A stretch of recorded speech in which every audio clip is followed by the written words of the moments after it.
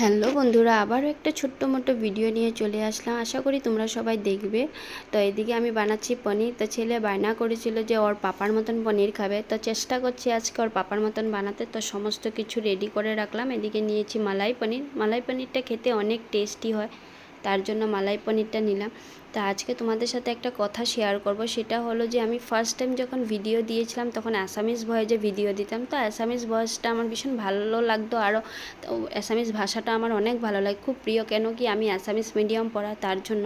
আরেকটা কথা সত্যি বলতে গেলে আমি কেলু কথাটা ওরকম করে পারি না, যেহেতু আমি ঘরে নর্মালি আমরা কথা বলি যেরকম কী করস কী খাস এরকমই মানে কথা বলি। তা তার জন্য আমার নিজেকে ভয় লাগতো যে আমি ওরকম করে যদি ভিডিও দিতাম তো অনেকে যদি আমাকে নেগেটিভ কমেন্ট করে। তো আমি অনেক দিদিভাইয়ের ভিডিও দেখলাম, তো ওরা নিজে কি সুন্দর করে ঘরে যেরকম জেনারেলি কথা বলে তো ওরকমই ওরা ভিডিও দিচ্ছে। তো ওদের কোনো নেগেটিভ কমেন্টও নেই, আর ভালোও লাগে দিদিভাইয়ের ভিডিওগুলো দেখতে। তা আজ আমিও ভাবলাম যে ওখান থেকে ওরকম করেই দেবো। কেলু কথা আমি জানি না বলে একটু একটু চেষ্টা করি, তবু মিডিলে একটু ভুল হয়, তার জন্য আমাকে ক্ষমা করবে। আর এরকম আমার ছেলের সাথেও হয়েছে। আমার ছেলেও পারে না সত্যি কথা বলতে কেলু কথা ওরকম বলতে। তা আমার এক বৌদি ছিল, ও আমাকে সবসময় বলতো যে ছেলেকে ভালো করে শুদ্ধ ভাষা শেখাবে, কিন্তু আমি শেখাতাম।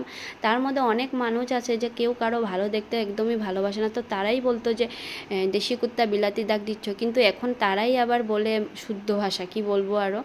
তো তার জন্য আমার ছেলে অনেক কান্নাকাটি করছিল যে ওর গানের ক্লাস ওর টিচারও এত বকা দিয়েছিল যে কি কইতাসি যাইতাসি খাইতাসি এরকম করে কথা বলি, শুদ্ধ ভাষা বলতে পারিস না।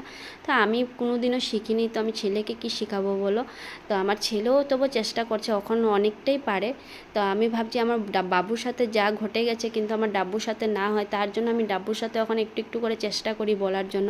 তো ওরকম আমিও পারি না, তো আশা করি এখন শিখে যাব আস্তে আস্তে করে।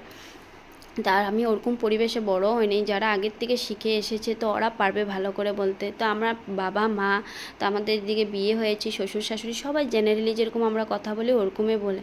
তো ফট করে ওরকম করে কথা বলতে সবেরই কষ্ট হয়ে যায়। তো আমার বড় বাবুরও এরকম হয়েছে, অনেক কান্না করতো, চুপচাপ থাকতো, স্কুলেও হিন্দি কথা বলতো, আনকি গানের ক্লাসে গিয়েও ম্যামের সাথে হিন্দি কথা বলতো। তো তাই বলছি তোমরাও নিজের সন্তানকে ভালোভাবে শুদ্ধ ভাষা শেখাবে। তো এটাই বলতে চেয়েছিলাম আজকে অবধি, এখানেই বাই।